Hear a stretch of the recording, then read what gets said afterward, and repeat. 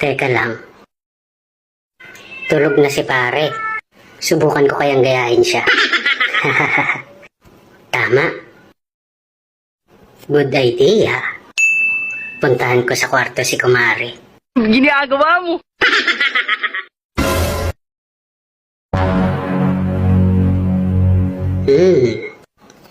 Tulog na nga.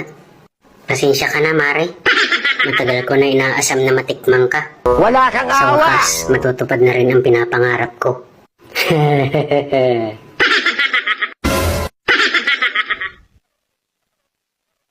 Ano ba naman to si pare? Gusto pang sumalisik?